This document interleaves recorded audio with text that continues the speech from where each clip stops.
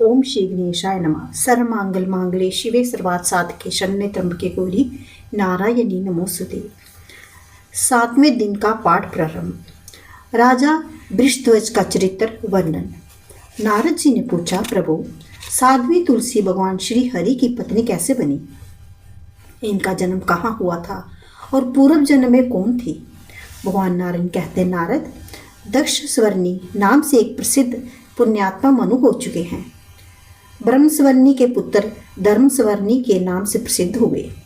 धर्मस्वर्णी से इंद्र निग्रह एवं परम भक्त रुद्रस्वर्णी पुत्र रूप में प्रकट हुए। इन रुद्रस्वर्णी के पुत्र का नाम देवस्वर्णी के पुत्र का नाम इंद्रस्वर्णी हुआ। इन इंद्रसावर्णी से वृषध्वज का जन्म हुआ। भगवान शंकर में वृषध्वज की असीम श्रद्धा थी। राजा वृषध्वज का भगवान नारायण, लक्ष्मी और सरस्वती, इनमें किसी के प्रति श्रद्धा नहीं थी। यज्ञ और विष्णु पूजा की निंदा करना मानो उसका स्वभाव ही बन गया था। वे केवल भगवान शिव में ही श्रद्धा रखता था। ऐसे स्वभाव वाले राजा वृषध्वज को देखकर सूर्य ने उसे शाप दे दिया, राजन, तेरा शरीर नष्ट हो जाए। भक्त पर संकट देखकर आशुतोष बोले, नाथ, भगवान शंकर हाथ में त्रिशूल उठाकर सूर्य पर टूट पड़े। तब सूर्य अपने पिता कश्यप जी के साथ ब्रह्मा जी के शरण में गए। शंकर त्रिशूल लिए ब्रह्मलोक को चल दिए। ब्रह्मा को भी शंकर का जी का भय था, अतएव उन्होंने सूर्य को आगे करके बैकुंठ की यात्रा की। इन 3 महानुभावों ने सर्वेश भगवान नारायण की शरण ग्रहण की। इतने में भगवान शंकर भी वहां पहुंच गए। उनके हाथ में त्रिशूल था। वे वृषभ आरूढ़ थे। आंखें रक्त कमल के समान लाल थी।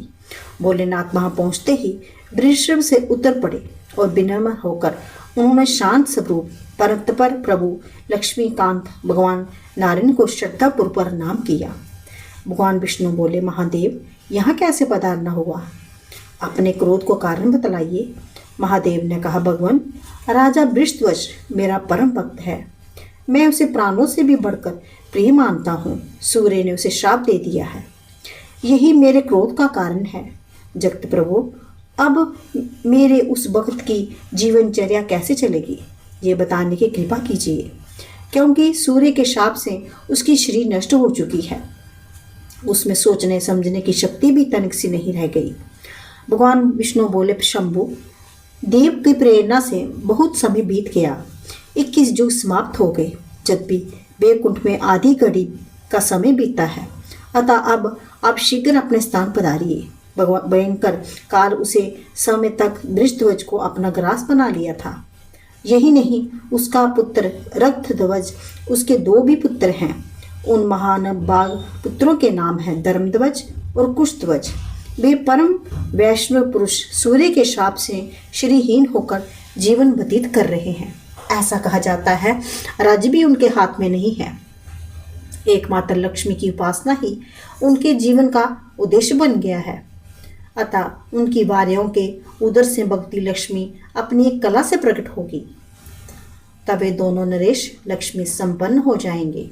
नारद इस प्रकार कहकर भगवान श्री हरि सहित सभा में बैठ उठे और अंतःपुर चले गए। देवताओं ने भी बड़ी प्रसन्नता के साथ अपने आश्रम की यात्रा की।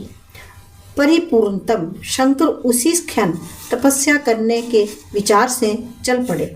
भगवान नारायण कहते हैं, मुने, धर्मध्वज और कुशध्वज ये दोनों नरेश कठिन तपस्या द्वारा भक्ति लक्ष्मी की उपासना करके अपने एक एक मनोरथ से संपन्न हो गए। कुशध्वज की परम साध्वी बाल्या का नाम मालावती था। समय अनुसार उसे कन्या उत्पन्न हुई जो लक्ष्मी का अंश थी। उस कन्या ने जन्म लेते ही स्पष्ट स्वर में वेद मंत्रों का उच्चारण किया, इसलिए विद्वान पुरुष उसे वेदवती कहने लगे। उत्पन्न होते ही उस कन्या ने स्नान किया और तपस्या करने के विचार से वे वन की ओर चल दी। वे तपस्विनी कन्या मनवंतर एक पुष्कर क्षेत्र में रही। उसने अत्यंत कठिन तप आरंभ कर दिया। वहीं एक दिन उसे अपने सामने रावण दिखाई पड़ा। वे वेदवती के समीप आकर पूछने लगा, कल्याणी, तुम कौन हो और यहाँ क्यों ठहरी हो? वे देवी परम सुंदरी थी। उसे देखकर दुराचारी रावण का हृदय विकार से संतप्त हो गया। रावण की इस कुचेष्टा को देखकर उस साध्वी का मन क्रोध से भर गया। उसने रावण की अपने तपोबल से इस प्रकार स्तंभित कर दिया कि वे जड़वत होकर हाथों एवं पैरों से निचेष्ट हो गया। ऐसी स्थिति में उसने मन ही मन उस कमल लोचन देवी के पास जाकर उसका मानस हवन किया। शक्ति की उपासना विफल नहीं होती, इसे सिद्ध करने के विचार से देवी वेदवती रावण पर संतुष्ट हो गई और प्रलोक में उसकी स्तुति का फल देना उन्होंने स्वीकार कर लिया। साथ ही उसे ये शाप दे दिया, दुरात्मा, तू मेरे लिए अपने बंधु बांधवों के साथ काल का ग्रास बनेगा, क्योंकि तूने काम बाप से मुझे स्पर्श कर लिया है। देवी वेदवती ने इस प्रकार कहकर वही योग द्वारा अपने शरीर का त्याग कर दिया। वही देवी साध्वी वेदमती दूसरे जन्म में जनक की कन्या हुई। उस देवी का नाम सीता पड़ा, जिसके कारण रावण को मृत्यु का मुख देखना पड़ा था।